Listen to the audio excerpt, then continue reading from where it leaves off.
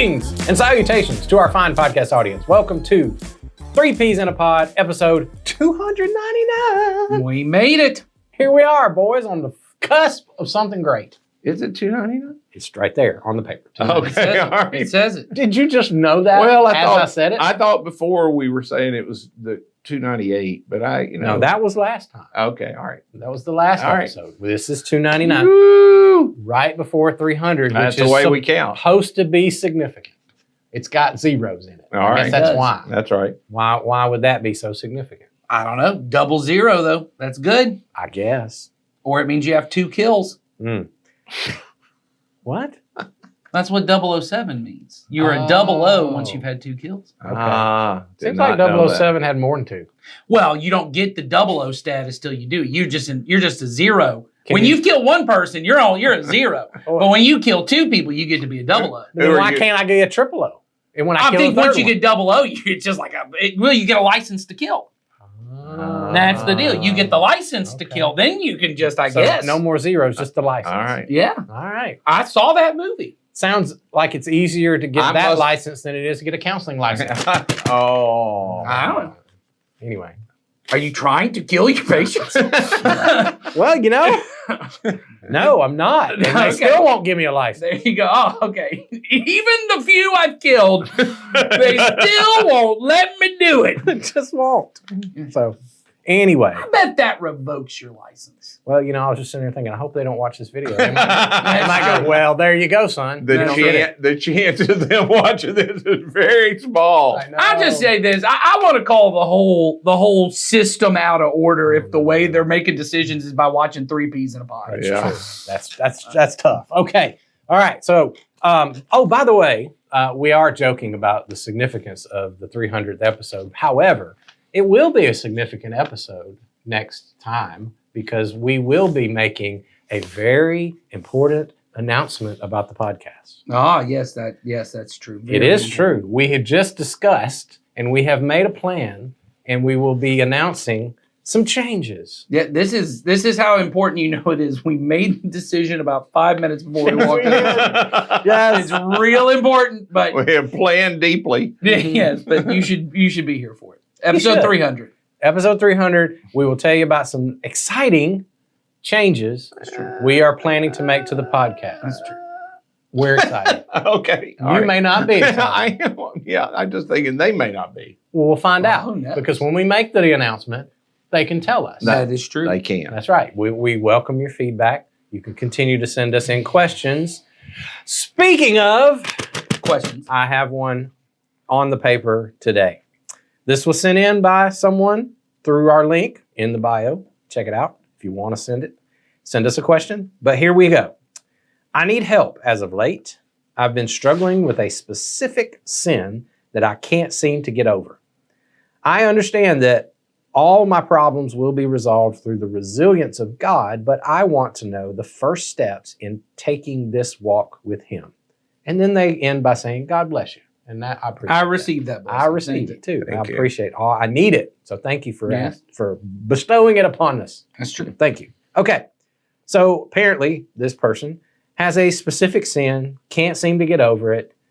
How would one, if they wanted to get over a specific sin, begin to approach that task?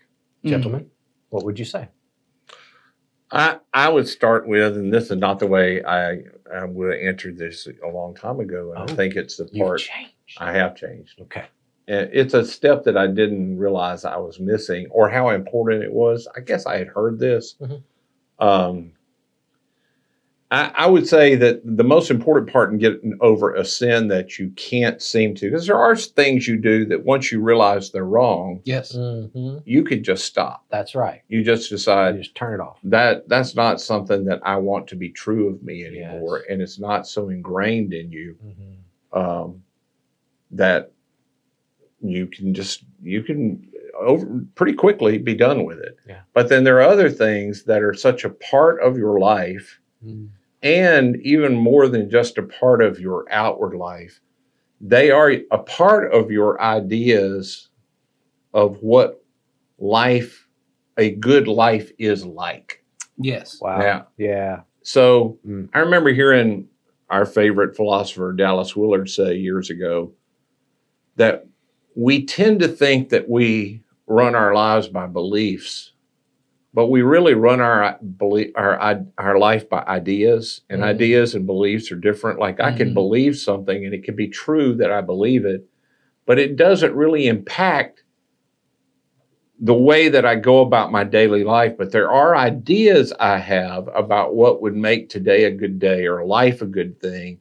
And if I don't question my ideas and I don't deal with the ideas that I have, I don't get to the root of some of the things are destroying my life. It's not necessarily somebody said to you, do you believe X, Y, Z? There are a lot of things Christians do. They don't really believe, but they have an idea in their mind that it's probably the right way to handle things. I just thought of an example. You tell me if this is close. I can believe that when Jesus tells me it is more blessed to give than to receive. I can believe that that's true, but the act of giving over receiving can still be hard. It is very difficult because in our culture and in the way that I have built my life has come to revolve around the more that I have, the more blessed that I am. There you go. So I can believe that he's right. And I can have practiced giving and have felt blessed from it. But because I've never confronted the idea that Jesus is right and that what my culture has told me is wrong, I can't ever get to it. So the way I would say to people now is you must begin to look at what idea is a part of this sin that is holding on to you, that you have allowed to get into your body, and it's always embodied. Yes, I love that. That I've got to deal with that, and it begins. And again, this is a formula, and I just didn't realize how important this. Dallas would teach this too, that you have to have a vision. That's the first part, and then the intention, and then the means. And I'm an activist by nature. I would always go to the intention. I have the intention to stop doing this, and I can figure out means to stop doing it. But the vision is where I work on the idea. I must have a vision that doing what God has asked me to do will lead to a better thing than what I am doing. I must create. So for instance, I'll get at one that is a big one, and maybe for men and women, I've dealt with this mostly with men, that I can't stop lusting after women who I don't have the right. Sure. They're not my wife. Right. That's biological. I cannot stop it. That's an idea you have. The idea that I can't stop. That's right. That it's a part. It's natural. All men have it. I've had men tell me it only gets better when your testosterone goes down. And what I've known is, I know that as you get older, you figure out ways to get your testosterone back up because the idea is still there. And you begin to push toward the idea because the idea is I'm only really a fulfilled human being if I have if sexuality is at the forefront of my identity. Yeah. Do you understand what I'm saying? I do. And I do think it's important to make a distinction too, because when you talked about it being in your body, there is a part of it that is. There's a biological part of it. And what I mean by making a difference is there's a difference between the biological thing that you hold in your body and lusting. Yes. And because Jesus pulled that out and talked about our lusting within our heart, that is a mind frame, that is an intention. As you talked about, that is really a choice I make once the biochemical stuff triggers in me. Like, I see something that arouses me, and I can do something with that or nothing with That's that. right. And I have full control over it, no matter what anybody says. That biochemical reaction is just one part of it. I then choose to give into it or not. And me and I have participated in the culture that taught me from the time I was 12 that should be lived out. Yes. And I don't deal with the fact that the thing that we all feel, and because mostly it happens in my mind until I let it get out of control, and then it affects relationships and it blows up Mhm. people that I love and myself. I can mostly maintain it in my mind, and I don't like it. I eventually, after I'm done, I go, Yeah. I hate that I do this, but I don't deal with the idea. The one I'd give you that everybody would readily see is people that have never been addicted to a substance can't understand why people who are addicted to a substance can't do it. And it's Yeah. because, and it's what people mean in programs where they get to their bottom. What they mean when they get to their bottom is, I have finally got to the place that my vision is clear. This way of living will either kill me or it does not lead to anything good. And I will begin to work on building a vision for a different way of life. And once you begin to say, I could turn this desire and my life and will over to a power that's stronger than me, I can begin. But nothing on the intention and means works very well until you get that's why people say it's in 12-step programs. They talk about particularly for Christians, it's a Christian 3-step. I'm sorry. I admit that I'm powerless.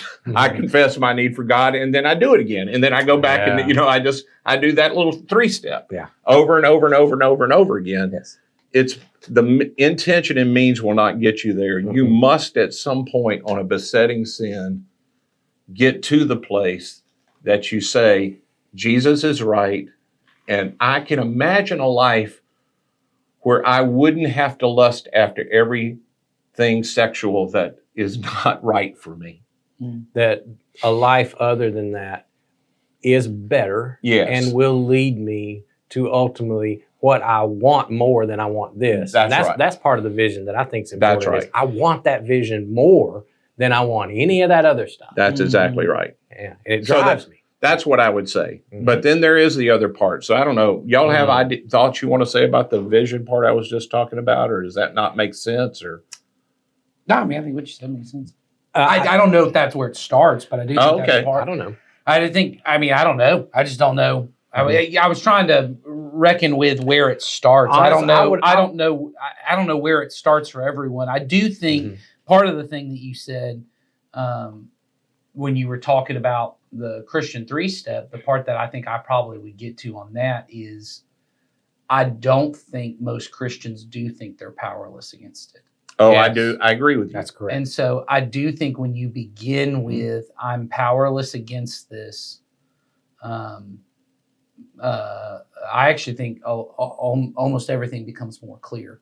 I think the moment I admit this is something I do not control, because it really feels like you're controlling it.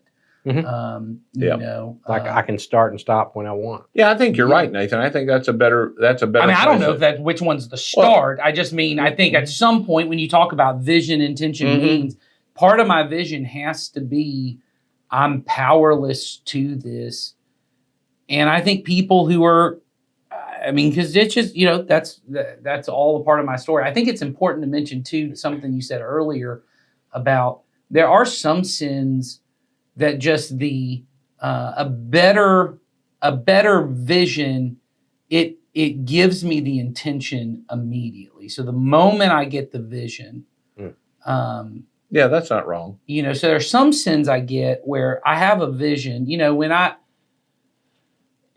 yelling at my kids, and I go to church, and they're like, hey, there's a gentle way of doing this, and I go, oh, that is right. And I want this. And so I go home with a better practice of, I'm not going to yell at my kids anymore, right? But then there are some of us, and I think this is what you meant about the idea of ideas. There are some of us, none of us want to yell at our kids. Mm-mm. None of us, I think, until the sin has really fully wrought itself on me. None of us want to be a person who is either promiscuous with our sexuality or can't control our eyes sexually or any of these things. Mm-hmm. But I do think your point about the idea is correct, which is I do think the goal of I'm a person who doesn't say no to myself, that idea is so much stronger at hold with me that I am willing to do bad things to get what I think is a good result. And I think that's an idea that has to be dealt with. And so some sins are just immediately I'm able to get over it, but each of us has a different sin. In the historically, it's not in the Bible, but traditionally the church has had, there are these 7 deadly sins. Right. And the reason that is because these are what they would refer to as vices. These are the things that aren't, I'm choosing to do it. There are times where I'm in an argument with somebody, I'm in an argument with my wife, and it isn't something takes over me. I'm intentionally choosing. I know in that moment, if I push this button, it'll get me what I want. It'll rile her up a little bit. I'll get what I want. Something didn't take over me. I just say it. And I could have chosen better. But then there are other things in my life, certainly in my past, where it was like it was raining, as the way the Bible would say. It would control my thoughts. And if that's what you mean by a sin that has gotten on top of me in the way that every decision I'm making is when's the next time I can take a drink? When's the next time I can look at pornography? When's the next time I can, whatever the thing is. I'm arranging my day around it. Or I'm not rearranging it towards something else.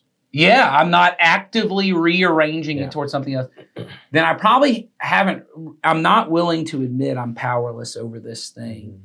And when someone is powerless, they either, in any situation, if I'm powerless, I either become completely hopeless, which is one option. Mm-hmm. I mean, and there are people who end up completely hopeless and then just give themselves over. I can never change. I can never get better.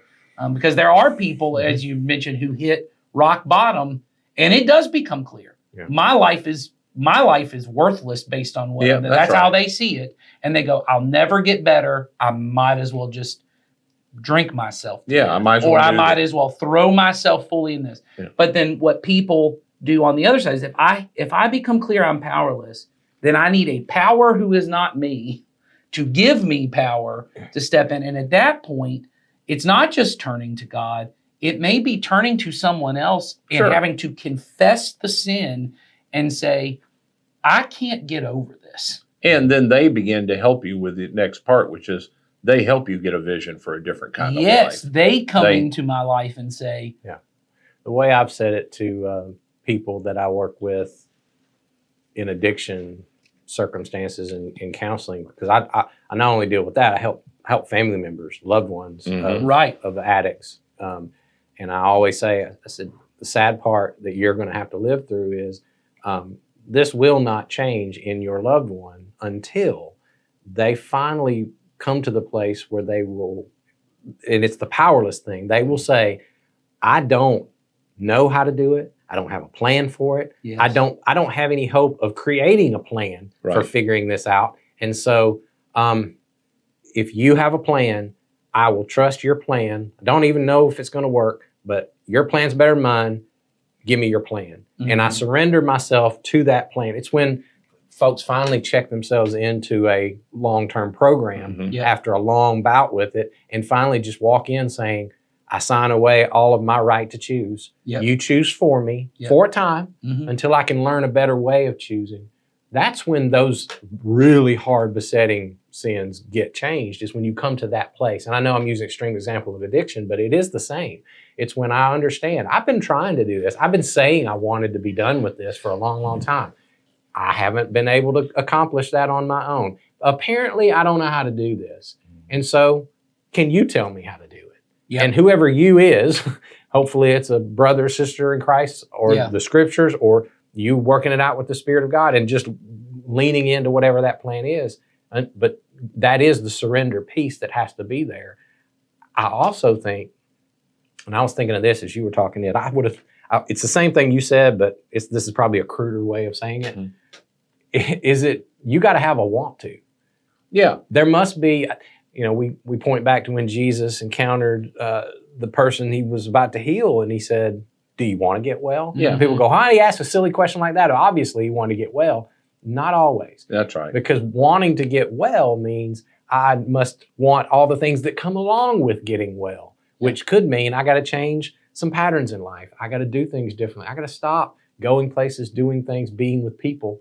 And if I don't want that, I don't want the result either. That's right. As long as I have the idea again That's it.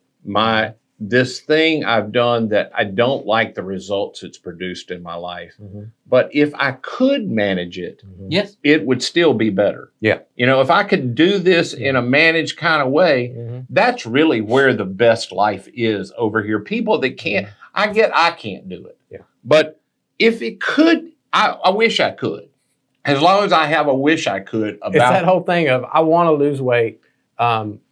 So I know the path to that is eating better and moving my body more. But if you had a middle ground where I could not do that and eat whatever I want and still lose weight, I will take that. That's right. You know what I mean? That's right. Or even, and I think, I mean, we've used the example because I do think addiction is the place where we as a culture have at least have gotten to a place where people outside of the thing, and certainly inside who are in recovery, but people even outside understand, hey, that's when you've become powerless. It is the person who is an alcoholic who goes, but I remember times where I did drink and it didn't get out of hand. That's right. If I can get, and Back to getting back. to a place where I go, I'm never drinking again. And you know, I had a person in my life who's had some health issues. And basically the doctor said, if you're going to live another 10, 15 years, you're never going to eat these foods again. And they basically have said, never. So I'm never going to do that. And the answer is yes, you're never going to do, if That's you the want vision. this, That's right. if you want this. And the question is, you have to decide, which do I want? Yeah, that's more? right. And can I even hold a vision of a good life Right. that doesn't involve those foods? Right. And Is that possible? And so then when you get to the means part of what Ed was talking about, that's really where it becomes clear whether you have a vision and whether you want the vision or not. Because, you know, so part of my story is really early in marriage, it became clear I was addicted to pornography. It almost blew up my marriage really early on. And the answer that my wife and I worked out to is, every time she left the house, we took the Wi-Fi router out of the house because I was completely powerless just for those first 6 months. And when I've told people that story before, people I'm trying to help, and they go, well, that's just not even feasible. And I go, well, you have to decide. Well, of course it's feasible. It's always. I know how to unplug it. You do. You have to decide, am I willing? And I was a college But student. what if at I the time. needed to watch TikTok while she was gone? Right. Or it was, you know, and still for me today, because it's just part of us staying healthy. I have a screenshot software that goes, every device in our home is this way. And I give it to other men in the church, have access to this, and saying, you get to now have access to this part of my life. And the question you have to get to is a life that looks like that something that you would be willing to say, and whatever it is for your particular thing? Is it that there's a person I'm willing to confess every time I lose my temper, and I'm willing to allow them to get in deep into, and why is that you keep, what was it about the conversation that made you blow up? Because it probably isn't there. I know men who are comfortable and women who are comfortable becoming angry. None of us want to live angry. Well, again, you talked about this a little bit in a thing you were teaching us in a setting not long ago, where you talked about there is a thought, this is again an idea in our culture, that the best way to get things done is to have more power over people. Right. And if it means I've got to power up Yeah. on the service, the customer service person, if I've got to power up, I don't want to do that, Yeah. but it is the best way.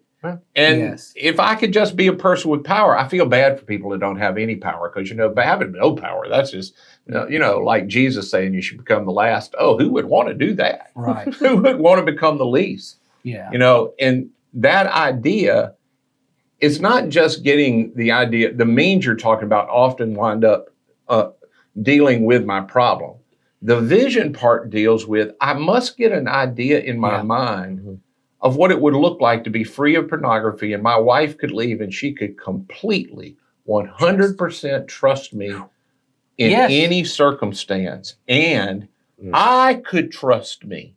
That's right. That I could have the That's life where Mhm. I could be with anybody's wife, anybody's daughter, anybody. And not only would I not do anything wrong, I wouldn't think anything and wrong. would not even desire it That's right. anymore because it would repulse me. That's right. That's So right. now I'm getting a vision of the good kind of life that I could have. I have the means to deal with the negative part. And over time, the means become, there's gonna need to be means there. But the vision, if I can let this part do its work, and I can work on the means and deal with the bad ideas I have, I can get to this place with almost anything. If I have in the middle the want to. And that's why I said if I have the the intention. means become the way that I understand whether I really have bought into the vision or not. You can't start with the means No. because everyone wants to start with the means of, so like even just take the example I did. If the answer is I've got to get the Wi-Fi router out of the house, I either then have to live the rest of my life with the Wi-Fi router out of the house and I can't ever be alone with the internet. Or I'll do this for a period of time and then I'll get back to the thing. The reason that at certain periods of time, I think about the, once again, recovery community, there's the phrase of 30 meetings in 30 days. Yeah. It's not for the rest of my life, I got to go to one meeting every single day. It's at certain periods of time, I got to be very intensive about this. I may have to check myself into a place. I may have to do this.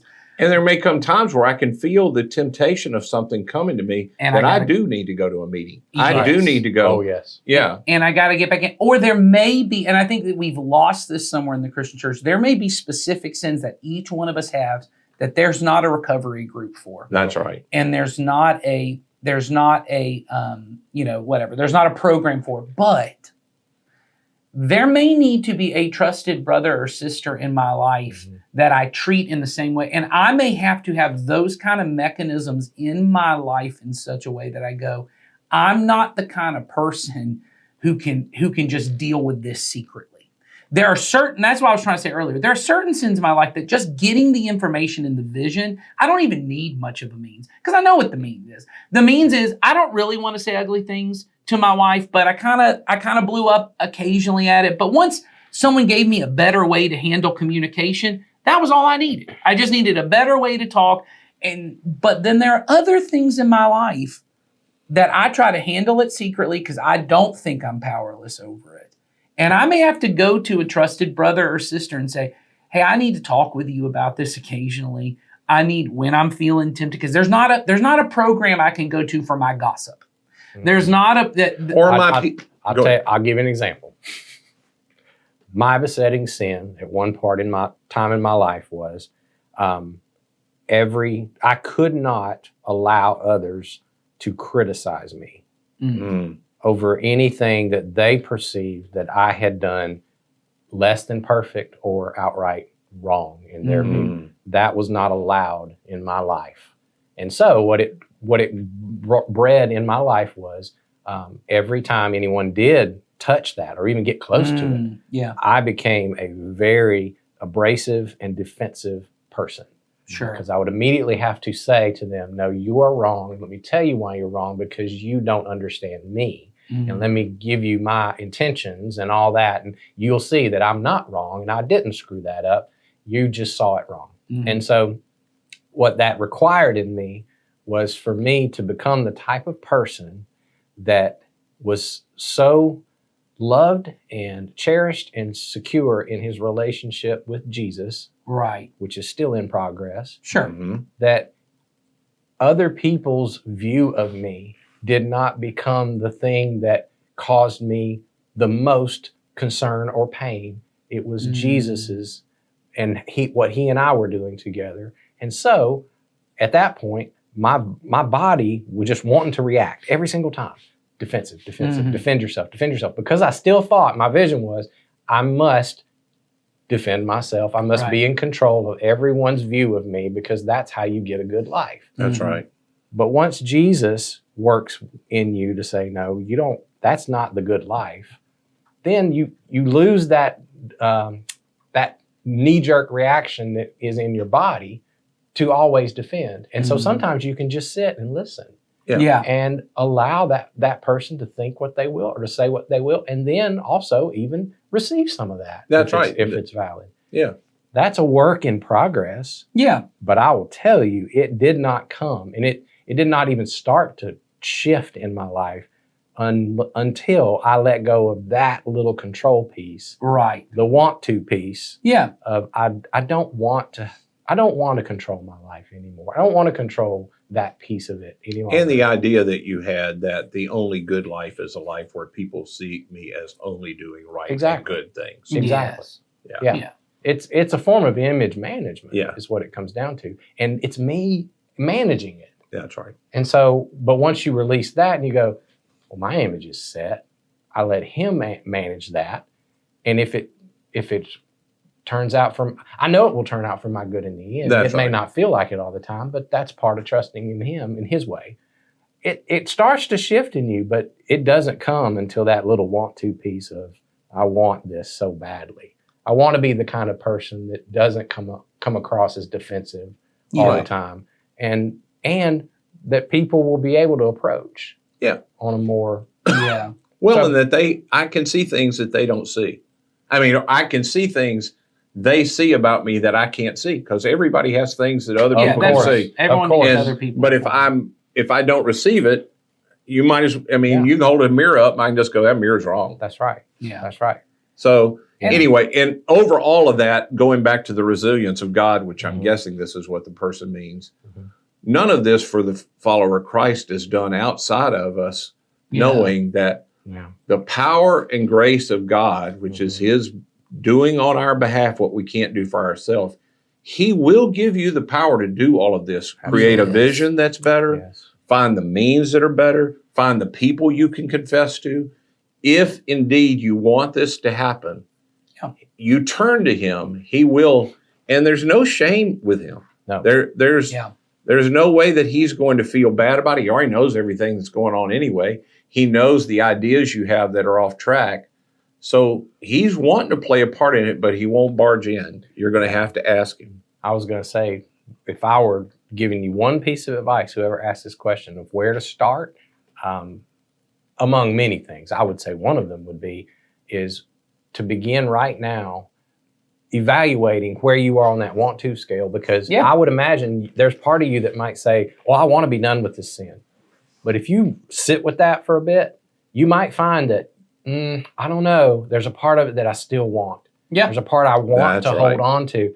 And it's okay. It's okay to sit there, and it's okay to be honest with God about that place. Here's what I would do next. Then I would begin to change my prayer to, Yes. Father, I don't want to let go of this sin yet, but I want to. Yep. And so would you do some destruction of the flesh, as Paul would say, destroy Mm. that part of my flesh to change my want to into a true want to.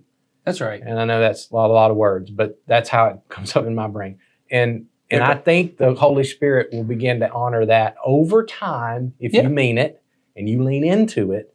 I think that's what he's in the business of doing. And you're constantly thinking about what you're thinking. Because a lot of times when I say I want this to change, what I want is I want the consequences of There you this go. to change. That's right. And it's okay to admit that. God, I don't like Yeah. these consequences. Mhm.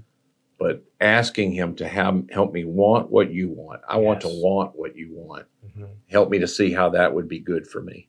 And it's a beautiful thing to experience that in your own self. I used to not know what that meant when I was younger, but I think I've tasted a little bit of that in my later years, and it's a beautiful thing. I do think that's what it means when we talk about having, everything I have with God, the relationship I have with him through Christ. I certainly have it through the scriptures and what I've been taught in the church and with other people. But there are experiences I have that are personal to me in Christ where he has helped me Yes. in those kind of places. Mhm. So when people say, how do you know that God's real? I know it by experience. Oh, I know it by the experience that I've had. yes. I know it by all the ways that I could give you factually of, why I believe the resurrection, why I believe in the Bible, those kind of things. But I know about the experience I have. It's that I give you as my personal witness testimony Mm. to him.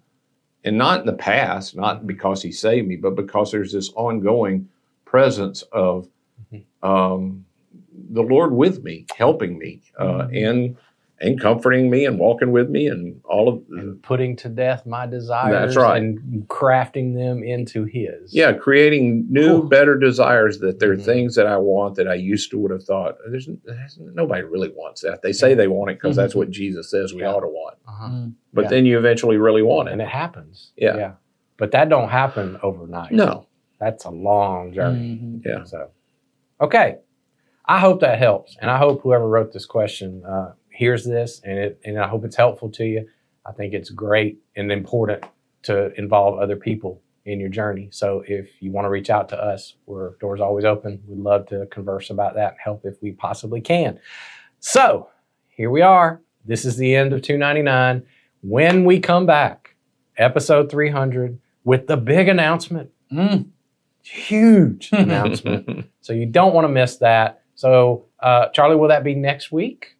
Yeah. Okay. So Charlie says it'll be next week. So you only have to wait 7 days. So until then, we'll see you then. Bye-bye.